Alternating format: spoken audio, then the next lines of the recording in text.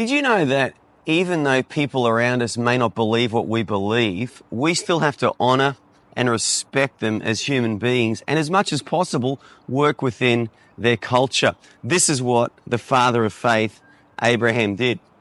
Hi, my name's Andrew. This is Faith Boost. I got some ancient secrets for the modern world. How much ancient secrets can one man live out?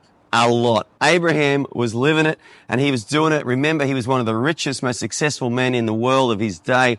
He was also the father of faith, but also he honored the people in the world in which he lived. We pick up the story in Genesis chapter 23, verse 7. His wife had just died, Sarah. She'd passed away, and he wants to buy a burial place for her. And the Bible says that he's mourning for her. He's weeping. He's upset. Now, we've got to remember too, this was the land that God said to Abraham, I'm giving it all to you. God said, look as far north, south, east, and west as you can. All this land I give to you. Now, Abraham could have adopted a very arrogant, selfish attitude about that and just despised the people in the land at that time. He could have disrespected them. He could have dishonored them. He could have attacked them maybe, or tried to steal their stuff and said, well, you know what? You don't deserve to be here. God's given me the land. But we see the opposite attitude within Abraham. I believe he just waited for God to bring that word to pass. He left it in God's hands. He didn't take it on himself. And so when his wife dies and he wants to buy some land, he approached the people of the land and he approached them in a way that they were used to. He honored their culture, because the Bible says Abraham stood up and he bowed himself to the people of the land. We have one of the wealthiest men in the world. We have the father of faith, a friend of God, a man who stands on mountains with God, but he bows himself down to the people of the land. There's no arrogance in that. There's humility in that. There's honor in that.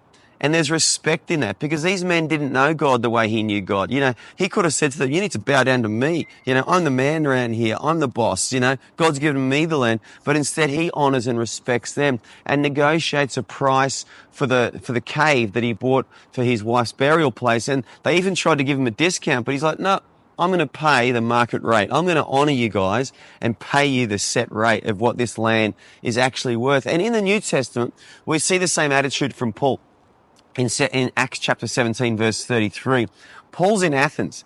Athens at that time was probably one of the most culturally prominent cities in the world. Rome had obviously conquered most of the world. Rome was dominating, but every family in Rome that could afford it would have a Greek tutor in their home to teach their kids Greek classics, Greek language, Greek culture, and also Roman classics, because the Greeks were known as the most intellectual, intelligent people of their day. And so in Athens, the city, the capital of Greece, where all the culture came out of, and the concept of democracy and mathematics and philosophy, and, you know, so many great thinkers have come out of Athens. Paul's in that city.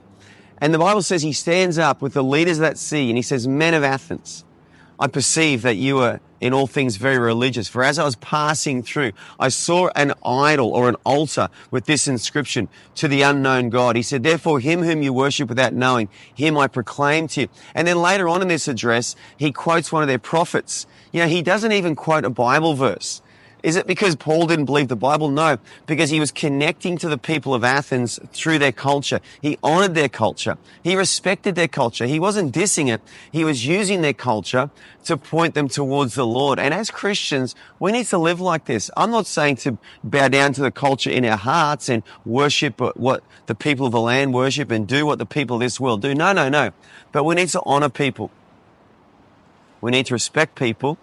We need to love people. I see Jesus acting like this. He had dinner with sinners. He hung out in their homes. He drank with them. He ate with them. He was just their friend, not their friend in the sense that he did what they did, but he met them at their level. And so many Christians miss this. The Bible says, don't be too heavenly minded to be of any earthly use. We need to be able to connect to people. We need to be able to love people, honor people, respect people, and respect their culture and honor them as people, as human beings, so that we can travel down that relationship or that connection to bring Jesus to people. We see this in the life of Abraham. We see it in the life of Paul. We see it in the life of Jesus. And I'm praying for you that you also will learn to honor and respect people, that through you, God could use you to reach the people of the land in which you live.